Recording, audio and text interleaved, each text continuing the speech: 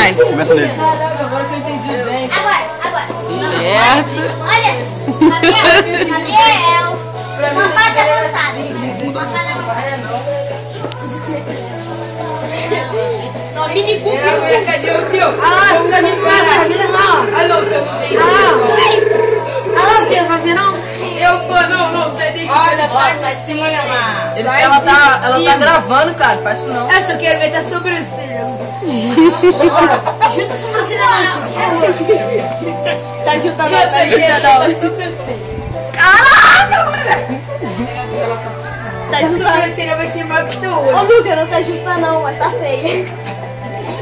Eu ia fazer aqui. Sai daí. Deixa eu Sai daí, Gabriel. Depois que tu falou Mario Bros, sai daí. Sai daí. Na moral, tua sobrancelha vai ficar maior que o rosto. Calma aí, vai ser igual desenho. Tua sobrancelha vai ficar do tamanho do meu óculos. Amor, ficou estiloso, tá? Olha lindo. Coisa mais bonita de desenho, seu óculos. E o meu, mano. O mais bonito é o nome mesmo. Ah, eu vi, muito legal.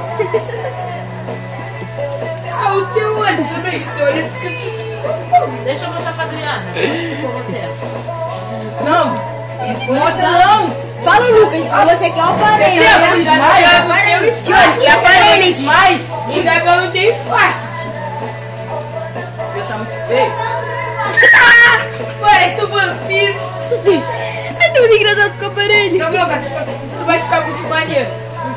O beijo de 20 centímetros. Mas era de 30. Não, de 15. Eu quero ver a orelha também. Ai, meu pai. Caraca, assim, ó. Maneirinho. Mas a orelha do Dudu. Caraca, tá muito maneiro. Bota as orelhas de extraterrestre.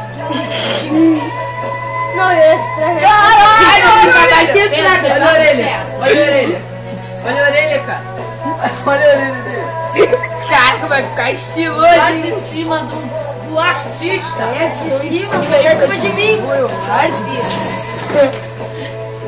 Caraca, tá muito igual. Tá muito igual, na moral, cara. Sério mesmo. Ai, depois que você isso daqui, meu. Cara, eu tenho uma péssima notícia pra te dar, minha bonita. Agora que você descobriu. Novidade. Mas meu nome é Elite, não vou aqui. Vai dar uma moral, né? Não, Lucas. tem que dar uma moral, tem que colocar um nome bonito, pelo menos.